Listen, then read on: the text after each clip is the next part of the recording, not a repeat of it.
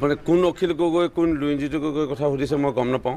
অসম জাতীয় পৰিষদৰ সভাপতি তেওঁ আৰু সদৌ অসম ছাত্ৰ সন্থাৰ প্ৰাক্তন সাধাৰণ সম্পাদক আৰু অখিল গগৈ তেওঁ কৃষক মুক্তি ৰাইজৰ দলৰ সভাপতি। মই তেনেকুৱা কথা ইমান ক'ব বিচৰা নাই, কাৰণ কেলৈ মোৰ নিজৰ সমষ্টিত বহুত কাম বাকী আছে, সেইখিনি কাম কৰিব লগা আছে, সেইবোৰত মই বেছি গুৰুত্ব দি আছোঁ।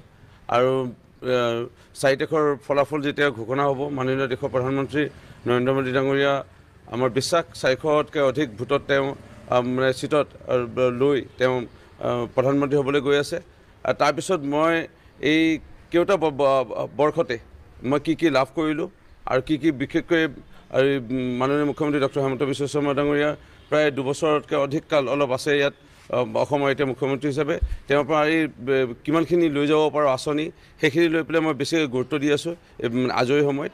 আৰু বিশেষকৈ যিসমূহ কাম চলি আছে অনগয়িং কাম, সেইখিনি গুৰুত্ব দি আছোঁ। কিন্তু ৰাজনীতিত কি কৰি আছে, কোনে কি কৰি আছে, ইমান গুৰুত্ব এইবোৰ দিয়াও নাই, মই ইমান চোৱাও নাই। ৰাজনীতিটো খুব অতিকৈ এটা গুৰুত্বপূৰ্ণ বিষয় যিহেতু আপুনি গুৰুত্ব দিব লাগিব, কিন্তু বিৰোধী কি কৰিছে, কাৰণ তেওঁলোকৰ বিৰোধী কি কৰিছে ইয়াত চাবলৈ ইমান সময়ো এইটো কাৰণেও নাই, কাৰণ বিৰোধী এক প্ৰকাৰ নাই বুলিয়ে ক'ব পাৰি। আৰু বিৰোধীৰ ভূমিকা যিটো দেখা গৈছে শেহতীয়াকৈ কাজিয়া পেচাল, তেওঁলোকৰ মাজত মাৰপিট কৰিবলৈ বাকী, ঘুচি কৰিবলৈ বাকী মানে যিখিনি মানে এটা ৰাজনৈতিক বিৰোধী ঐক্যমঞ্চত যিটো হ'ব লাগিছিল বা তেওঁলোকে যিটো প্ৰতিপন্ন কৰিব লাগিছিল, সেইটো কিন্তু অসমৰ ৰাইজে চাগে দেখা পোৱা নাই।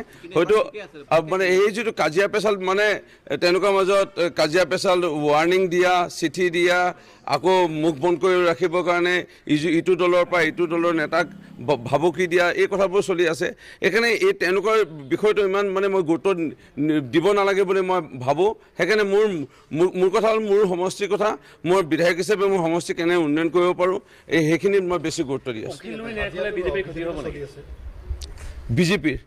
বিজেপি এনে এটা দল হৈ পৰিল আজিৰ তাৰিখত, ইতিমধ্যে সকলোৱে দেখা পাইছে, যি চিন্তাধাৰা বিজেপিৰ জন্মদাতাসকলৰ, শ্যামাপ্ৰসাদ মুখাৰ্জীয়ে হওক, পণ্ডিত দীনদয়াল উপাধ্যায় ডাঙৰীয়া হওক, পিছলৈকৈ কাৰ্যকৰী কৰিছিল বাজপেয়ী ডাঙৰীয়াই, শেহতীয়াকৈ দেশৰ প্ৰধানমন্ত্ৰী নৰেন্দ্ৰ মোদী ডাঙৰীয়া যিটো কাৰ্যপন্থা বিজেপিৰ যি উদ্দেশ্যলৈ জন্ম লৈছিল, ইতিমধ্যে পালন কৰি গৈ আছে দেশ মাতৃৰ সেৱা। আৰু মুখ্যমন্ত্ৰী ডক্টৰ হিমন্ত বিশ্ব শৰ্মা ডাঙৰীয়াই এই কথাই আমাক কৈ আহিছে। সেইকাৰণে এই আজৰি সময়কণ যিহেতু চৰকাৰী কাম কাজ নাই, মই যিমান পাৰোঁ অধ্যয়ন কৰিছোঁ, মোৰ সমষ্টিত ক'ত কিমান দুখীয়া মানুহৰ ঘৰ আছে, ক'ত কি ৰাস্তা বনাব লগা আছে, কেনেধৰণে মানুহৰ জীৱিকা বৃদ্ধি কৰিব পৰা যায়, কৃষক ৰাইজৰে হওক, চাহ শ্ৰমিক ৰাইজৰ, এইবোৰ গুৰুত্ব দি আছোঁ। মই পুনৰ দোহাৰিব বিচাৰিছোঁ, বিৰোধীৰ কি চলি আছে, কোন লুইনজিৎ গগৈ, কোন অখিল গগৈ কি কৰি আছে, এইবোৰত মই ইমান গুৰুত্ব দিয়া নাই। আৰু মই ভাবোঁ এই গুৰুত্ব নিদিয়াটোৱে ভাল, কাৰণ তেওঁলোকৰ ভূমিকা বিজেপি একো ক্ষতিও কৰিবতো নোৱাৰে, বৰঞ্চ তেওঁলোকেহে মানে পতন দিশলৈ গৈ আছে যেন মই মানে অনুভৱ কৰোঁ। অগপৰ এখন পত্ৰৰ কথা 2জন সতীৰ্থ বিধায়কৰ মুখেৰে শুনিছোঁ। এইটো আমাৰ জ্যেষ্ঠতম আমাৰ ভাৰতীয় জনতা পাৰ্টীৰ নেতৃবৰ্গই এই ক্ষেত্ৰত উত্তৰ দিব, কিন্তু এই ক্ষেত্ৰত মই আৰু বিশেষ ক'ব বিচৰা নাই। যোৰহাট সমষ্টিত কি হ'ব? যোৰহাট সমষ্টিত খুব কম ভোটত জিকিব পাৰিছে আৰু বিজেপি যিবিলাক কৰ্মকৰ্তা আছে তেওঁলোকে কাম নাই কৰা বুলি কৈছে যোৰহাট সমষ্টিত, মাৰিছে বুলি কৈছে দলক। ভাৰতীয় জনতা পাৰ্টীৰ নেতৃবৰ্গ আমাৰ ইমানে সৈন্য, 2জন নেতৃবৰ্গৰ কথা অসম গণ পৰিষদে যেনে উল্লেখ কৰিছে, আমিও তেনেধৰণে উল্লেখ কৰিব পাৰোঁ অসম গণ পৰিষদৰ 2জনৰ কথা। সেইকাৰণে মই ভাবোঁ এইটো মুকলি মঞ্চত এনে কোৱা অসম গণ পৰিষদৰ প্ৰয়োজন নাছিল, আৰু ভাৰতীয় জনতা পাৰ্টীৰ তৰফৰ পৰা আমিও মুকলি মঞ্চত এনে কোৱাটো উচিত নহয়। আমাৰ দলীয় যিহেতু আমাৰ মিত্ৰজোঁটৰ চৰকাৰ চলি আছে, আমাৰ অসম গণ পৰিষদৰ জ্যেষ্ঠ নেতৃবৰ্গ আছে, ভাৰতীয় জনতা পাৰ্টীৰ জ্যেষ্ঠ নেতৃবৰ্গ আছে, এই ক্ষেত্ৰত এই বিষয়টো লৈ তেওঁলোকে মত পোষণ কৰিব। এই সন্দৰ্ভত মই একো ক'ব বিচৰা নাই। সহায় কৰা নাছিল নেকি? ভালে অগপে তেওঁলোকৰ না, নিজৰ জেগাত নিজৰ নেতৃবৰ্গই খুব ধুনীয়াকৈ চকু দিছিল আৰু চবেই ধুনীয়াকৈ কাম কৰিছে। সেইকাৰণে মই ভাবোঁ এই ক্ষেত্ৰত দলীয় জ্যেষ্ঠ নেতৃবৰ্গই বিবেচনা কৰিব আৰু ইয়াৰ পৰ্যালোচনা কৰি পেলাই ইয়াৰ উত্তৰ দিব। এই সন্দৰ্ভত মই বিশেষ ক'ব বিচাৰোঁ। সেই ৰিপৰ্টটোৰ মতে যে বিজেপিয়ে চাহ বাগিচাৰ ভোটাৰক ধন দি কিনাৰ কথা কৈছে, সেইজনৰ কথা এটা কৈছে যে বহুত ধন দিছিলে মানে সদব্যৱহাৰ কৰা নাই বুলি কৈছে মানে কোনে কৈছে পদ ব্যৱহাৰ কৰা নহ'ল আৰু প্ৰতিবেদন ওলাইছে চাহ বাগিচাৰ নেতাক ধন দিবলৈ দিয়া হৈছিল কিন্তু সেই ধন মানে কোনে কি কৈছে মই ৰিপৰ্ট দেখা নাই সেইকাৰণে এই সন্দৰ্ভত মই বিশেষ ক'ব বিচৰা নাই মই খালি এইটোৱে ক'ব বিচাৰোঁ ভাৰতীয় জনতা পাৰ্টি দলৰ চৰকাৰ কেতিয়াও সৰ্বভাৰতীয় পৰ্যায়ত মানে কংগ্ৰেছৰ বাহিৰে অন্য কোনো কেতিয়াও একেলেঠাৰিয়ে চৰকাৰ গঠন কৰিব পৰা নাছিল কিন্তু ভাৰতীয় জনতা পাৰ্টিৰ মোদী ডাঙৰীয়াৰ নেতৃত্বত একেলেঠাৰিয়ে দ্বিতীয়বাৰ এতিয়া আমি তৃতীয়বাৰৰ কাৰণে চৰকাৰ গঠন কৰিব গৈ আছোঁ মানে ভাৰতীয় জনতা পাৰ্টি কিমান ডিচিপ্লিন কিমান নিয়ম শৃংখলা মানি চলে এইটো ইতিমধ্যে ৰাইজে প্ৰতিপন্ন হ'ব নিশ্চয় 4 তাৰিখে ইতিমধ্যে হৈছে থাকিল কথা আমাৰ অসমতো একেলেঠাৰিয়ে চৰকাৰ কংগ্ৰেছৰ বাহিৰে ইয়াত বহুত বছৰ ধৰি হোৱা নাছিল ভাৰতীয় জনতা পাৰ্টি চৰকাৰ একেলেঠাৰিয়ে নেতৃত্বত দ্বিতীয়বাৰৰ চৰকাৰ আৰু আমি 26 চনত নিশ্চিতভাৱে আমি চৰকাৰ গঠন কৰিবলৈ গৈ আছোঁ ইয়াৰ কাৰণটোৱে হ'ল আপোনালোকক ইমান দলীয় আমি ভিতৰৰ চোৱা ইমান কৈ দিব নোৱাৰোঁ কিন্তু খুব ডিচিপ্লিন ৱে খুব নিয়ম শৃংখলাৰে আমাৰ কাম কাজবোৰ চলে যিকোনো ৰাজনৈতিক দলৰে কিবা এটা মত পোষণ কৰিব এইটো লৈ পেলাই আমাৰ একো ক্ষতিও নহয় বা আমাৰ একো ভুলটো আমাৰ আঙুলি দিব নোৱাৰে আমাৰ খুব ডিচিপ্লিন ৱে খুব নিয়ম শৃংখলাৰে আমাৰ দলীয় কামবোৰ চলে নিয়ম শৃংখলা কথা কৈ এইখিনি আৰু বহুত আছে স্ক্ৰীনশ্বট আপোনালোক কৰ্মী বহুত আছে মই পুনৰ ক'ব বিচাৰিছোঁ এজন দুজনে কোন কি মাত মাতিছে মই নাজানো আৰু বিশেষকৈ মই ছ'চিয়েল মিডিয়াও ইমান বেছি মই বহুত দিনে হ'ল বুলি ক'ব পাৰি মই ইমান চোৱাও নাই কাৰণ মোৰ বহুত বেলেগ বেলেগ চিন্তা সমষ্টিবাসী ৰাইজলৈ মোৰ পৰিকল্পনা কৰি আছোঁ আৰু এতিয়াও যদিও আমাৰ নিৰ্বাচনী বিধি চলি আছে মুকলিভাৱে আমি চৰকাৰী একো কাম কৰিব নোৱাৰোঁ মই 2 চৰকাৰী বিষয়া পুৰণা অৱসৰপ্ৰাপ্ত চৰকাৰী বিষয়া তেওঁলোকৰ লগত পৰামৰ্শ লৈ কেনেধৰণে কাৰ্যপন্থা প্ৰস্তুত কৰিব পাৰোঁ 4 তাৰিখৰ ফলাফলৰ পিছতে মই যেনে এদিনো বহি থাকিব লগা নহয় তেনেধৰণে মই ব্যৱস্থা গ্ৰহণ কৰিছোঁ সমষ্টি বিকাশৰ বাবে থাকিল কথা এজন দুজন যিকোনো ৰাজনৈতিক দলৰ নেতৃবৰ্গই কিবা আঙুলি উঠাব সেইটো লৈ পেলাই আমিও শংকিত নহয় বা আমি ইমান চিন্তিত নহয়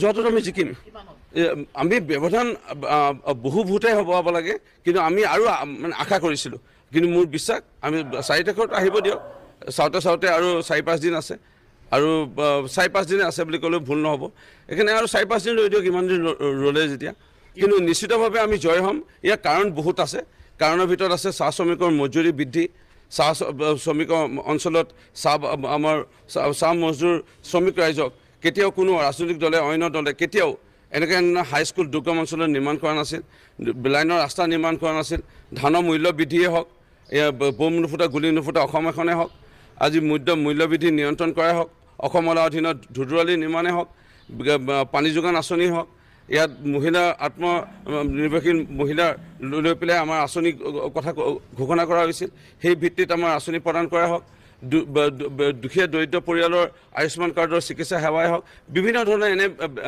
ব্যৱস্থাৰে আমি মানুহৰ মন জয় কৰিছিলোঁ সেইকাৰণে এছাম মানে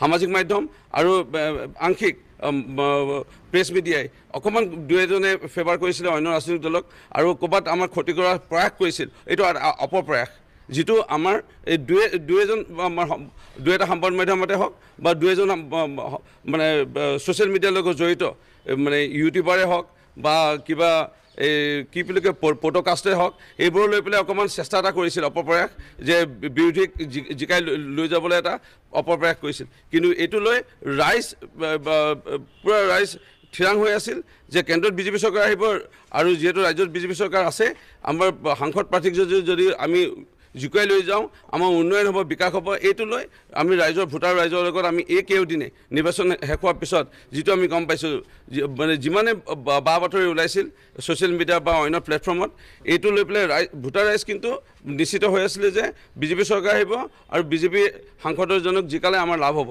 এইটো লৈ কেনে আমি নিশ্চিত যে আমি আমাৰ প্ৰাৰ্থীগৰাকী জয় হ'ব চাহ বাগিচাৰ ভোটাৰে বোলে ভোট দিয়া নাই আপোনালোকে যিমান আশা কৰিছিলে সেই ধৰণৰ ভোট দিয়া নাই এইটো কংগ্ৰেছৰ 2-এজনে মানে অগপ ক'ব পাৰে তেনেকুৱা কিবা মই আকৌ কৈছোঁ অগপ সকলো নেতা নহয় 2-এজন নেতাই যিটো মই ভতিত বিধায়কসকলৰ পৰা গম পাইছোঁ, দুয়োজন নেতাই কৈছে তেনেকুৱা কিবা এটা ৰণকৌশল থাকিব পাৰে, ভৱিষ্যতৰ মানে কাৰ্যপন্থা থাকিব পাৰে। সেই সমষ্টিত ভাৰতীয় জনতা পাৰ্টি বেছিকৈ জনপ্ৰিয়তা অৰ্জন কৰিছে, সেইকাৰণে তেওঁলোকৰ পিছলৈ গৈ পেলাই ক্ষতি হ'ব। এই কথাটো কৈ পেলাই মানুহৰ মাজত অলপ বিভাজন আনিলে তেওঁলোকৰ লাভৱান হ'ব, এনে চিন্তা কৰি পেলাই তেওঁলোকে চাগে মত দিব পাৰে। কিন্তু মই পুনৰ কৈছোঁ, অসম গণ পৰিষদৰ জ্যেষ্ঠ নেতৃবৰ্গ, ভাৰতীয় জনতা পাৰ্টীৰ জ্যেষ্ঠ নেতৃবৰ্গই এই পত্ৰখনৰ সন্দৰ্ভত নিশ্চিতভাৱে বহিব আৰু ইয়াৰ নিশ্চয় উত্তৰ দিব। ভূপেন ভৰালী, প্ৰদীপ হাজৰিকা দুয়োজনে কিন্তু অসন্তুষ্ট অগপ নেতৃত্বৰ পৰা আগতেও দুজনে আছে যোৰহাটৰ বিধায়ক, যোৰহাটত যথেষ্ট অসন্তুষ্ট সমষ্টিত তেনেকুৱা কাৰণো আছে নেকি? যোৰহাট লোকসভা সমষ্টিৰ অন্তৰ্গত দুজন অসম গণ পৰিষদৰ বিধায়ক কেলৈ কৈছে নাজানো, তেওঁলোকৰ কিবা ব্যক্তিগত স্বাৰ্থ হ'ব পাৰে, ব্যক্তিগত কিবা কাৰণো হ'ব পাৰে, মই নাজানো। এই সন্দৰ্ভত মই বিশেষ মত দিব বিচৰা নাই। কিন্তু এটা কথা ঠিক, আমাৰ যিসকল কাৰ্যকৰ্তা আৰু অসম গণ পৰিষদৰ কেইজন ভাল ভাল কাৰ্যকৰ্তাই বহুত আন্তৰিকতাই তেওঁলোকে সহায় কৰিলে আৰু তেওঁলোকৰ সকলো সহায়ত আমাৰ যোৰহাট লোকসভা সমষ্টিৰ প্ৰাৰ্থীগৰাকী তপন কুমাৰ গগৈ ডাঙৰীয়া বিপুল ভোটত জয় হ'ব। সেইকাৰণে এই তেওঁলোকৰ কিবা মনৰ ক্ষোভ হ'ব পাৰে, সেই ক্ষোভত তেওঁলোকে লিখিব পাৰে। হয়তো ভৱিষ্যতৰ দিনত এনে পত্ৰ লিখিলে তেওঁলোকৰ ৰাজনৈতিক যিটো সুৰক্ষা সেইটো চাগে অটুট থাকিব, এনেকুৱা বিষয় থাকিব পাৰে। এই সন্দৰ্ভত মই বিশেষ ক'ব বিচাৰোঁ। লাষ্ট প্ৰশ্ন, আটাচাৰ নেতাসকলক বিজেপিয়ে ধন দি কিনিব বিচাৰিছিল নেকি? সেই ধৰণৰ এটা অভিযোগ ওলাইছে আৰু আটাচাৰ তীব্ৰ বিৰোধিতা কৰিছে বুলি আটাচা মানে আটচা ছাত্ৰ সন্থা অৰাজনৈতিক ছাত্ৰ সংগঠন সকলোৱে জানে আৰু তেনে প্ৰয়াস ভাৰতীয় জনতা পাৰ্টীৰ পৰা কেতিয়াও নাছিল আৰু চাগে মোৰ বিশ্বাস কেতিয়াও ভৱিষ্যতে নহয়। তেওঁলোকে স্বতন্ত্ৰ এটা ছাত্ৰ সংগঠন, তেওঁলোকে নিজৰ জাতিৰ কাৰণে তেওঁলোকে কাম কৰি থকা সকলোৱে প্ৰত্যক্ষ কৰিছে। এইকাৰণে আমাৰ এনে অপপ্ৰয়াস কেতিয়াও নাছিল আৰু এনে অপপ্ৰয়াস কেতিয়াও ভৱিষ্যতে নহয়। এইটো কোনোবা বিৰোধীয়ে আমাৰ মাজত বিভেদ আনিবৰ কাৰণে বা আমাৰ মাজত কিবা এটা ভুল বুজাবুজি আনিবৰ কাৰণে এয়া কৰিছে বুলি মই ক'ব বিচাৰোঁ। শেষ প্ৰশ্ন, অগপ আৰু বিজেপিৰ মাজত এতিয়া ভাল সম্পৰ্ক আছে নাই? অগপ বিজেপিৰ যিটো মিত্ৰজোঁট, চাওক এইটো সকলোৱে জানে। মাননীয় মুখ্যমন্ত্ৰী ডক্টৰ হিমন্ত বিশ্ব শৰ্মা ডাঙৰীয়াই আৰু মাননীয় মন্ত্ৰী অতুল বৰা ডাঙৰীয়া, অসম গণ পৰিষদৰ সভাপতি মহোদয়, ককায়েক ভায়েকৰ দৰে আমাৰ ইউ পি পি এলৰ মুৰব্বী অৰ্থাৎ বি টি আৰৰ প্ৰধান প্ৰমোদ বৰা ডাঙৰীয়াকে আমি তিনিটা মূল বিশেষকৈ ৰাজনৈতিক দল আৰু তিৱা জাতীয় পৰিষদে হওক, গণশক্তিৰ পৰা আদি কৰি সকলোৱে মিলি আমি যিসকল খিলঞ্জীয়া মূলৰ লোকৰ লৈ গঠিত ৰাজনৈতিক দলসমূহ লৈ আমি অসম মাতৃক সেৱা কৰিবলৈ আমি প্ৰতিশ্ৰুতিবদ্ধ আৰু আমি সেৱা কৰি গৈ আছোঁ। এই বা বাতৰিবোৰে আকৌ আমাৰ মাজত বিভেদ আনিব চেষ্টা কৰিছে, কিন্তু একো লাভ নাই। আমাৰ মাজত মিল আছে আৰু মিল থাকিব। সেইকাৰণে এইবোৰ যিবোৰ আপোনাৰ ধৰক প্ৰশ্ন সুধিছে, আপুনি কোনোবা বিৰোধীয়া কথা শুনি পেলাই চাগে বা আপুনি দেখি পেলাই এনেকৈ প্ৰশ্ন সুধিছে, এইবোৰ চিন্তা কৰিব নালাগে। আমাৰ ধুনীয়া মিল আছে। চাওক, ভূপেন বৰা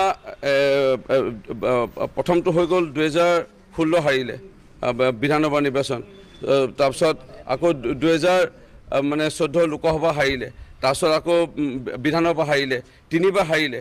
তাৰপিছত তেখেতৰ যেতিয়াই তেওঁ প্ৰদেশ কংগ্ৰেছ কমিটিৰ সভাপতি হ'ল, উপ নিৰ্বাচনত হাৰিলে, তাৰপিছত তিৱা স্বায়ত্ব পৰিষদ হাৰিলে, তাৰপিছত কাৰ্বি স্বায়ত্ব পৰিষদ নিৰ্বাচন হাৰিলে, ডিমাচা স্বায়ত্ব পৰিষদে এটা আসন নাপালে, তাৰপিছত গৈ পেলাই মিচিং হাৰিলে, দেউৰী হাৰিলে। আঙুলি মই লিখিব আৰু নোৱাৰিম দেই, লিখাটো মোৰ ভূপেন বৰাৰ নেতৃত্বত নিজেও হাৰিছে আৰু দলটোক হৰুৱাই মোৰ ইমান নোৱাৰিম হিচাপ কৰিবলৈ, ইমান আঙুলি নাই মোৰ।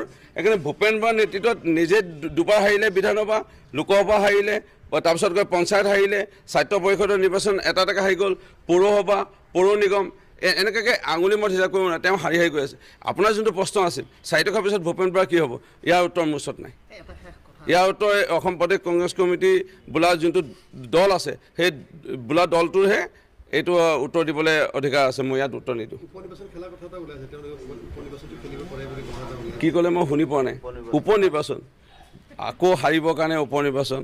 মই ভূপেন দা বুলি মাতোঁ। মই কেইদিনমান আগতো মই পৰামৰ্শ দিছিলোঁ, এবছৰমান হ'ল, যে ভূপেন বৰা ডাঙৰীয়াই পাৰিলে পঞ্চায়ত নিৰ্বাচন এটা প্ৰথমতে প্ৰেক্টিছ কৰক, প্ৰেক্টিছ গেম এটা প্ৰথমতে খেলি লওক। পঞ্চায়ত নিৰ্বাচনত যদি সভাপতি তেওঁ জিকি যায়, তাৰমানে তেওঁ বিধানসভা হয়তো জিকিব পাৰিব। সেইকাৰণে প্ৰথমতে পঞ্চায়ত নিৰ্বাচন খেলি লওক, তাৰপিছত তেওঁ বিধানসভা নিৰ্বাচনৰ কথা চিন্তা কৰক।